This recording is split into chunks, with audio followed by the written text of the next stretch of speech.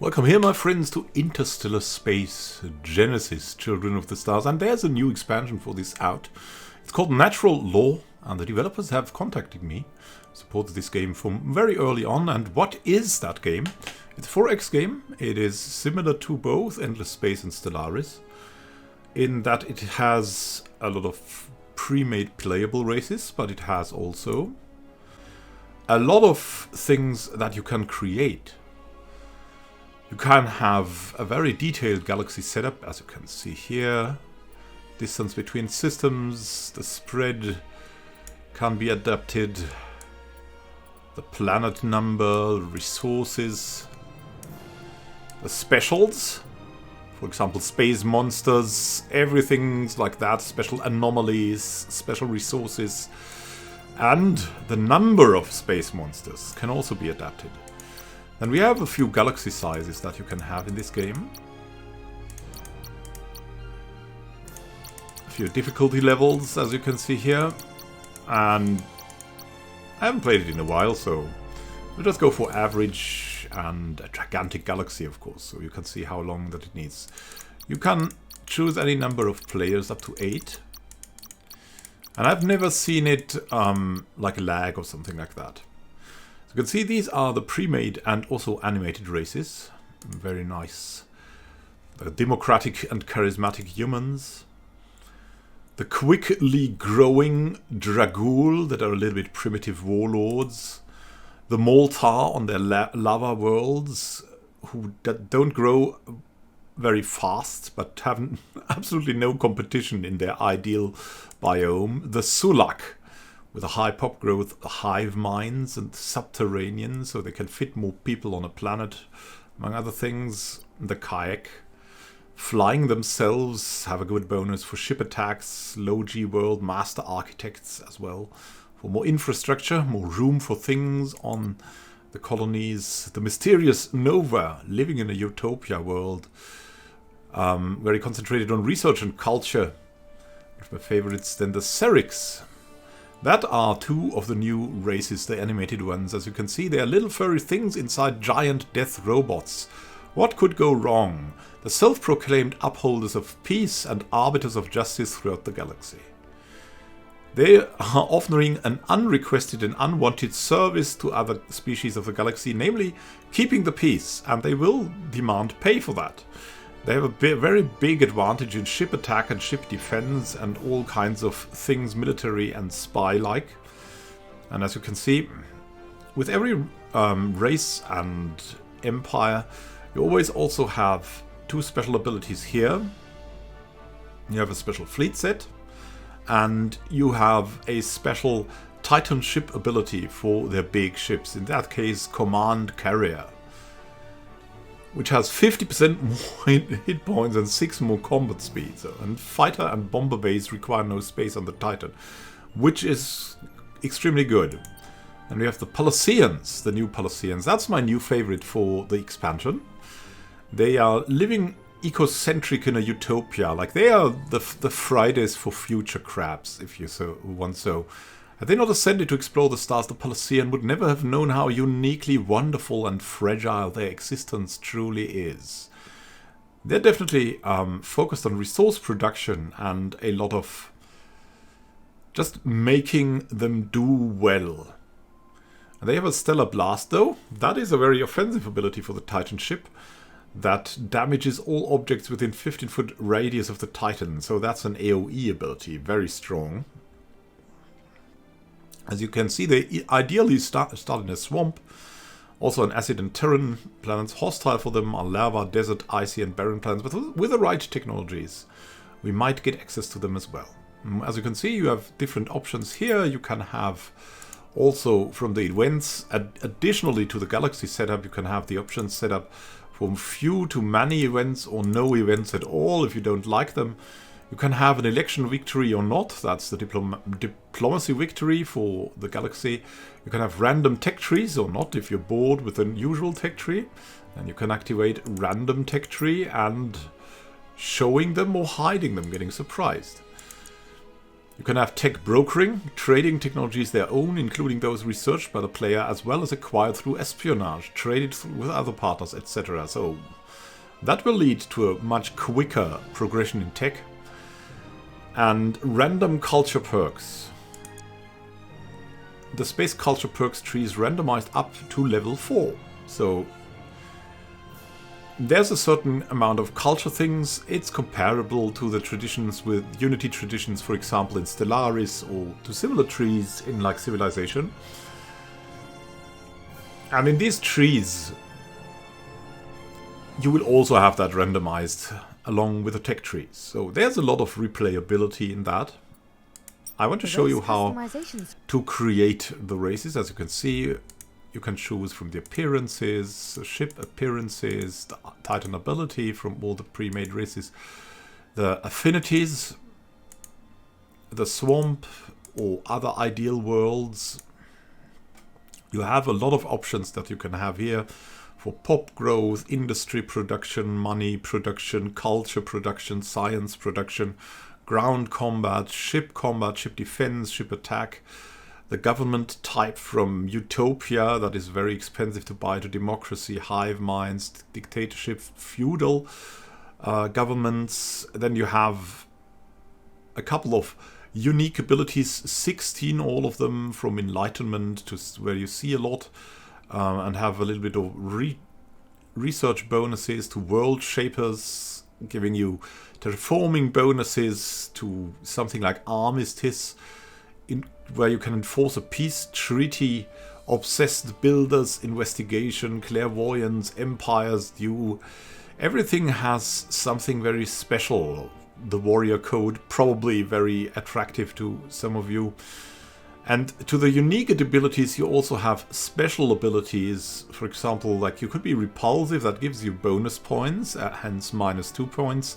But you can invest in something else. For example, you could become subterranean, giving you more population capacity, 50% more in all planets. Very powerful. So you basically need a lot fewer planets to have the same population, which will make it very, very powerful.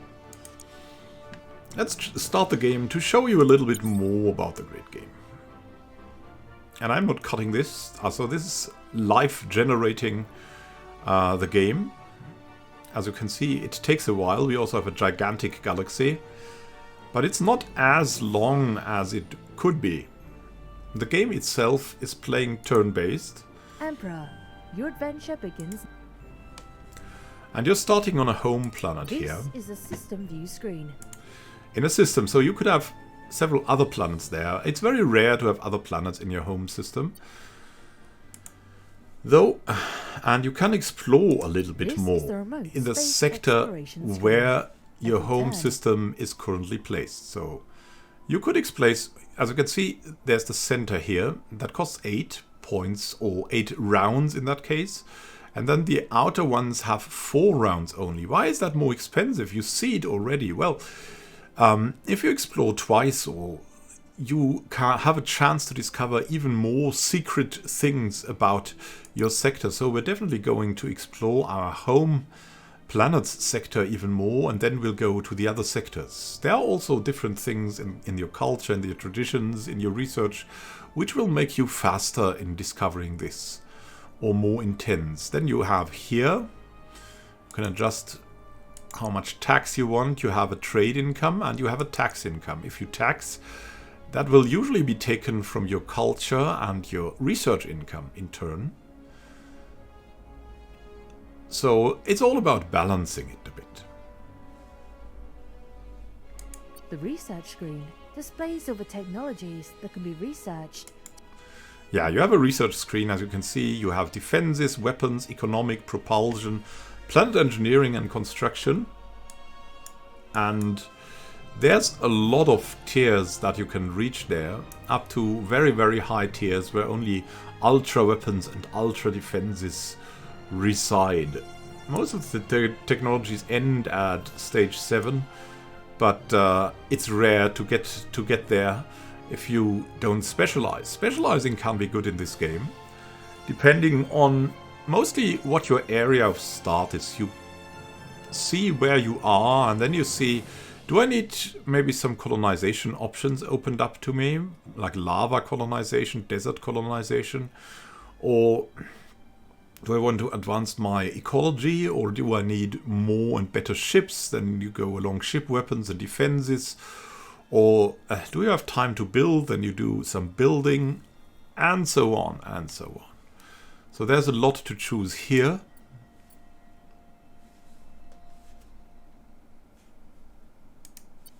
And we should actually choose something. So let's just go for something enhanced ecology, which will increase our growth.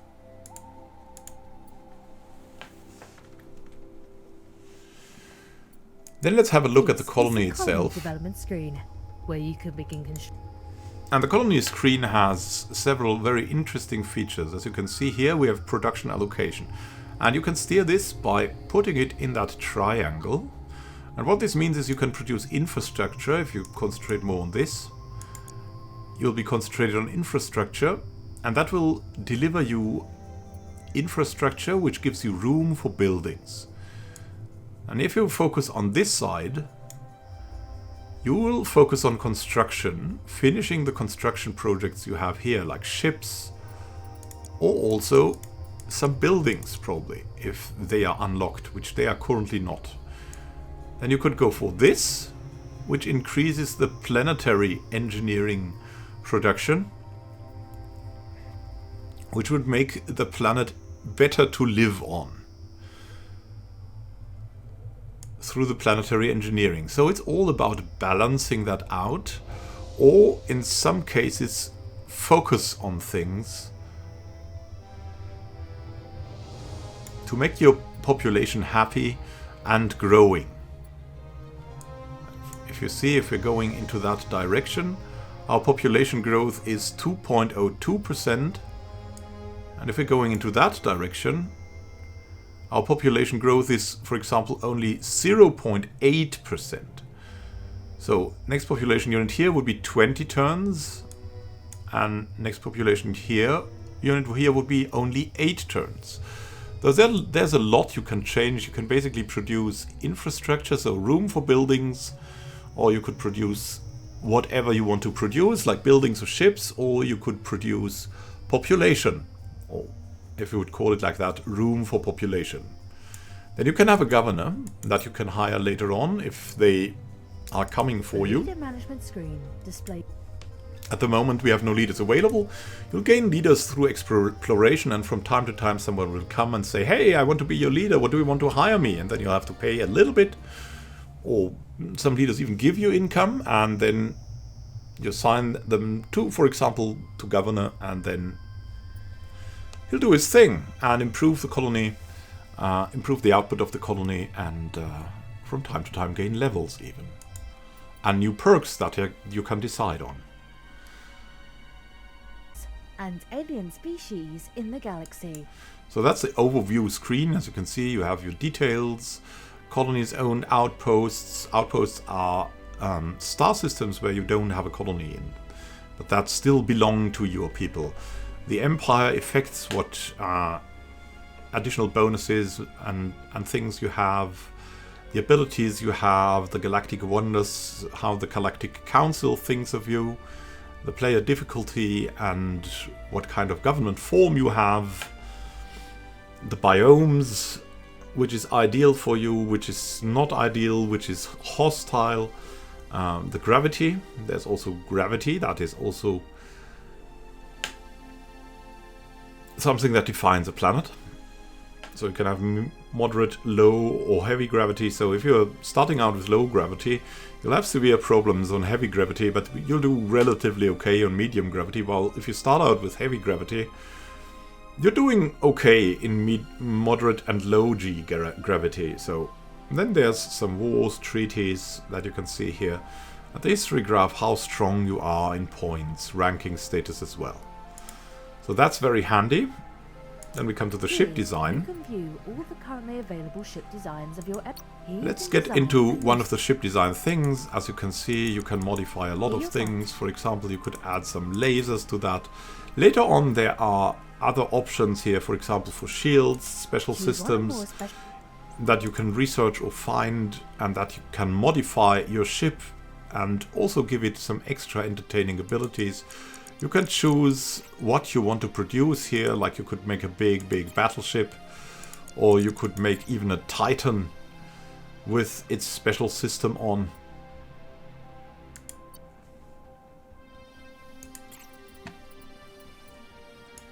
So there's a lot to try out there. A lot of things to play around with. Status screen. The diplomacy status, we only have us at the moment, of course, and This is the space. this is the culture screen. As you can see, in a couple of turns we'll be able to choose our first thing. You can go for adventure, wealth and knowledge. Adventure is kind of exploring actively and also founding new colonies quickly. Wealth is just improving the bonuses your people get. And knowledge is furthering your technology and exploration knowledge a little bit better than other trees of the space culture. Now, speaking of the Natural Law DLC, there's also 4 new music pieces. This game has actually original music, and it's made by a couple of veterans that have been in games like, for example, Master of Orion 2, if I'm not mistaken. And they also have a pretty big journalistic background, and they turned into game makers. Just creating some, like, new, I would call it a new retro game. As it is turn-based, it doesn't have the best graphics, but they've worked hugely on that, especially in the UI, and now it's a really enjoyable graphic that is kind of unique. So yeah, it reminds us here, as you can see, UI, talking about the UI, it reminds us here that we should build something. We already start with the colony ship. We could go for another one, but really, I mean, maybe an outpost ship or a survey ship will be good. Let's produce an outpost ship. As you can see, if we concentrate on it, that would be cool. Now, as you see, we currently have a lot of population units that would be open here at the moment. We cannot build anything, so why not focus a little bit more on population growth for the start.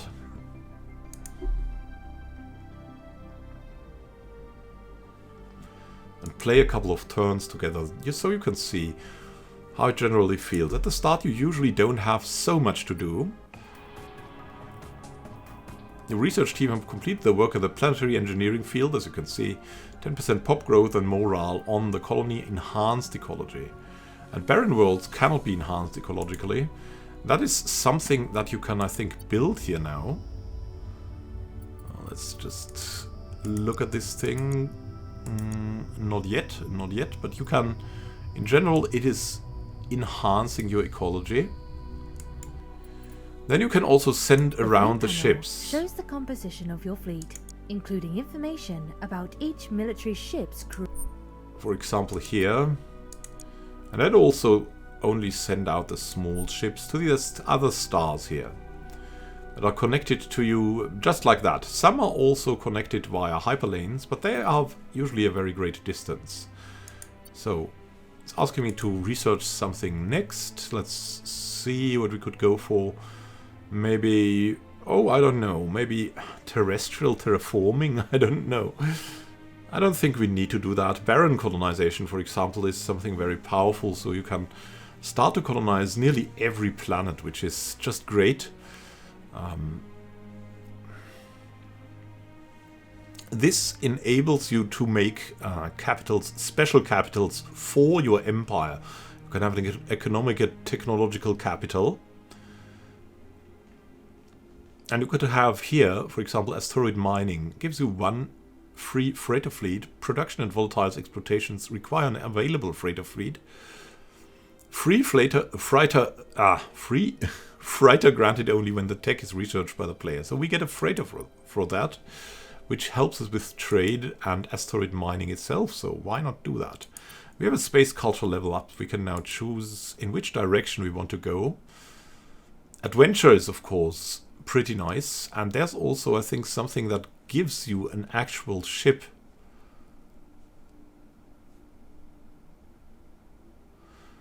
For example, this gives you 2 outpost ships. This gives you 1 free colony ship.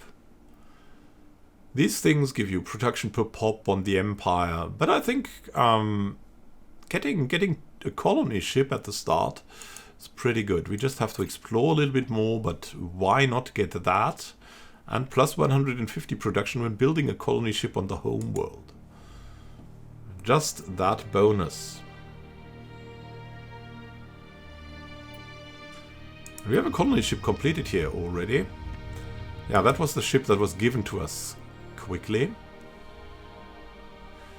Yeah, and also when you increase the tax here, or the research, for example, then what it does is it subtracts this from your production usually. So you can basically choose where to concentrate your forces. Do you want to produce things? Do you want to explore? Or what is it that you want to do? You got Fleet Explore, basic remote exploration, as you can see here. We've found another swamp planet, which may have something mineral rich, which may have something special. That's something we will explore with the exploration options that we have. It's not that far away, but we can already send one of our colony ships there. Let's be optimistic and settle there as we can. And there's our fleet. Yeah, hello, hello, hello.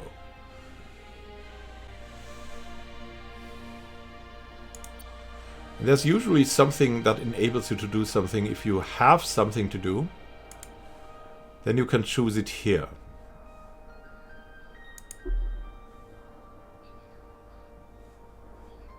Well, let's see if we can get a quick colony. Hey, we found out about asteroid mining. We did get a free freighter fleet. And we're getting more into trade. A free freighter fleet was added to the Empire, and we have basic remote exploration on the Realmian system. There we found a large icy heavy G planet. It has an icy biome, hostile for us, and a tolerable gravity though. So it's not that great. It has a population capacity of 8 only. So the population is managed in pops, as you can see. We have a colonization possible here, as it tells us. Because we have the ship has arrived here, it actually messages us that we can build it here, and we want to do that. Let's see about the landing. Nice. I like the plants. I want such plants. Seems like great pot plants. And here we are in our new swamp. Colony development screen again. Let's see what we could build there. We could build more freighter fleet. We could build... Yeah, actually only fleets at the moment. So we have 1 out of 8. We have a pretty good pop growth. Maybe we could increase that for now. And then later on we'll see about the infrastructure production. I mean, it's poor, so it doesn't have great production, but in general it is very, very good that we have already something going on here. We've explored that now, and let's just go a little bit further. Same goes for this ship. We're just going full front. We can research something new. Robotic factory sounds nice. Some flat production without the help of our people. We'll take some work off of them. To specialize your colony's infrastructure next. So you can also specialize the colony's infrastructure, as you can see. Either planetary, civil, or aerospace engineering. Yeah. So you can basically go for... There should be many people living there. And they would be good at, for example, research. Or you could go for this, building construction, 1 research point per pop to construction research. Could go this, economics research, so it's going civil engineering into economics, or into construction, or here into planetary engineering. Aerospace engineering then gives you more research points to weapons research and to defenses research, and more production in ship construction or more support for the ships. I think for now it's probably okay to go for expert planetary engineers. Here we go. Just improving the planet and our ability to form the planet further. We have a new construction that we could go for. Let's see. We could get some new outpost ships or something like that. Don't know. The population is growing here. Not that much. We'll just wait for it right now. We could also go for trade goods, which would just increase our treasury income.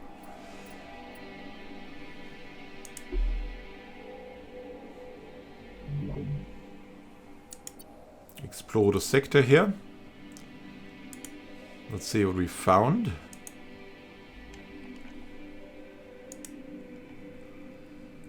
Oh, I think we didn't find something great.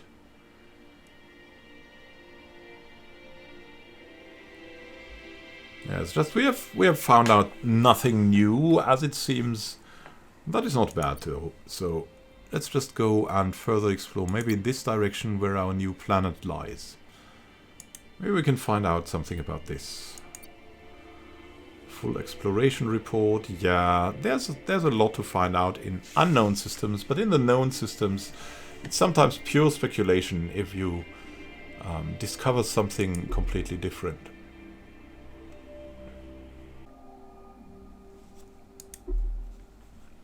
We've had some pop growth going.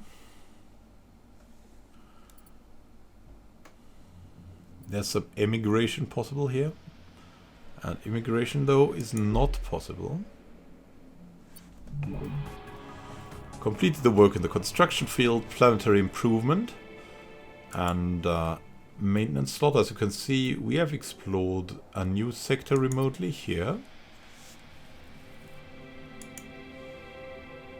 And it just shows us a lot. Let's go for it again. Can go for a new robotic factory now that we have researched. Let's go for the deep core mining. Seems to be the foundation of power.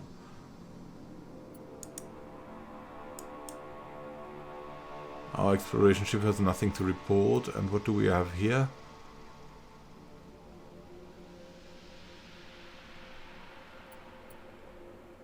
We have a space culture level up. See if we can progress or choose something different. I mean, we could go space explorers. I mean, we got the free colony ship. Could get another free survey ship and an explorer leader that appears or would level up. Let's go with that and grab a leader. So, okay, we can now have a look at the leader together as well. As well as an ongoing salary. So we can have the leader here. So he wants the base lump sum and some BC credits per turn. You can see he would give us he would give us a command bonus, for example, for destroyers, up to destroyers, an operations bonus. If you want to take over ships, an attack bonus, ship attack to all ships in fleet, defense bonus, ship defense to all ships in fleet, and an initiative bonus. 3 to fleet initiative and 3 combat speed.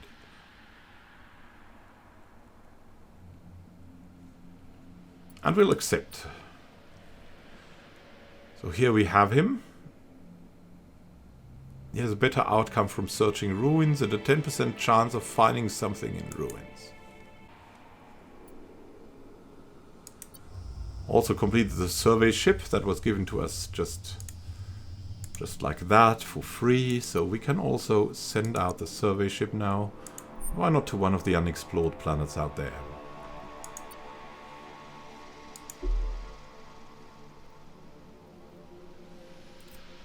There's really a lot to discover in this game. And among that, also new enemies and friends.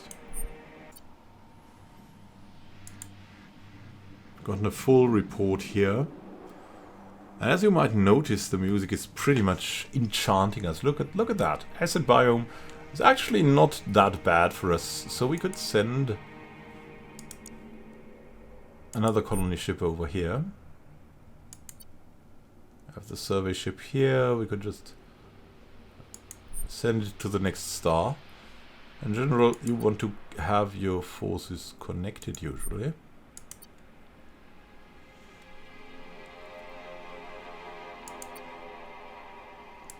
So let's fly around a bit again and explore. And there's something happening with the leaders. Look at that. The leader's unassigned for now, so we have to assign him to something. Is the ship leader assignments. And we would just assign him to one of the ships, where he gives our ships bonuses. Or in that case, when there's a fleet, he gives these fleets bonuses.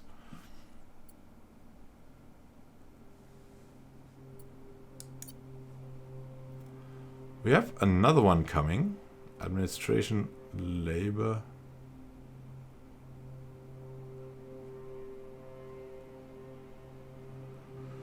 Yeah, we want him to join, even though he's only good at administration, labor, and corporate, and not so much research and warfare. But he's a good colony leader, as you can see. The other guy was a ship leader. This is a colony leader. He'll give us some flat SCP generation, and he'll be a trailblazer for 100 more production when building colony base in the system, 10% morale in system on colonies with less than 4 pops, and a PsyOps secondary skill which can do influence leader missions and reduce rival leader opinion by 6. And yeah, we want to hire him, but we don't have the money. We will have the money in a couple of turns, then we can return to the leader screen and hire him. Let me show you that. Found out something else here in Aslam's. As you can see, I played a few turns, so we can also name the leaders, so that we could hire the leader now. A couple of credits and stuff to turn. We have a new level up for our space culture. As you can see, you can do either or, either that or that. And then this unlocks, for example, this Space Socialites. 1 SCP per pop in Empire, 100% BC from tourism. Resorts built near black holes, neutron stars, and even more exotic places like boson stars provide a formidable spectacle to their guests. So you can have a little bit more tourism. And the red thing here means there's also another leader that you could maybe hire in the future. If you have the money for it, as you can see, that can be a problem.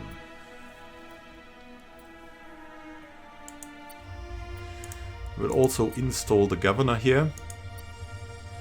Oh, come on. This is the colony leader assignments. And we'll assign him just to the bigger one.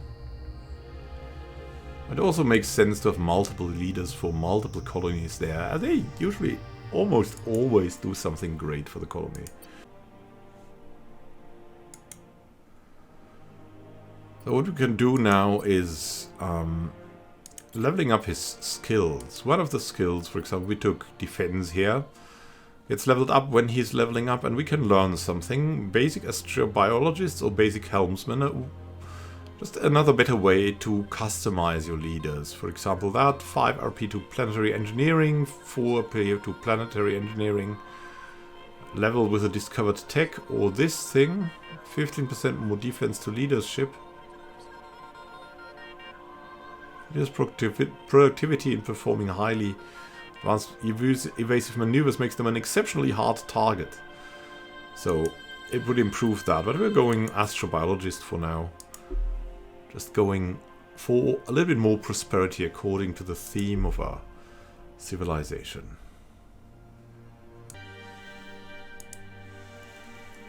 So all about this game, as you can see, is that it's a typical 4X game with exploration, with just about everything you can do. And or not do, as you can see here, because this is the range where you get fuel for your ships.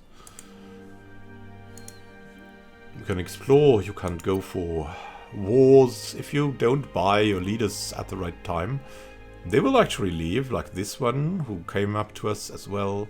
Or this one, Channing Sitchin, whom we'll actually hire. But we'll have to wait a little bit. This leader actually wants to talk.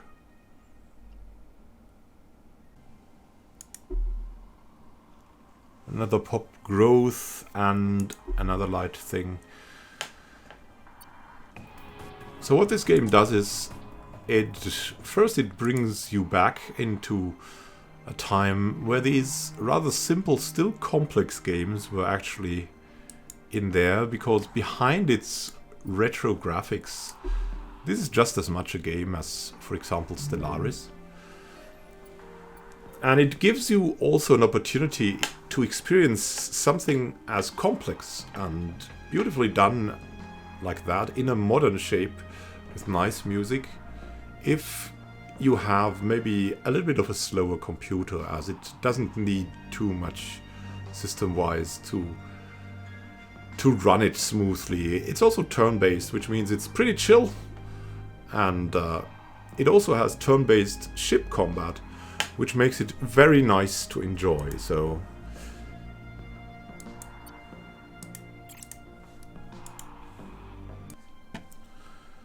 there are a lot of things to be said about this game, but it's undoubtedly one of the most customizable 4X games that I've seen out there. Everything that you play or do is customizable. You can make your own ships out of a box of toys. You can design how your leaders will be in the future, what they specialize in. You can design how your planets will be specialized in.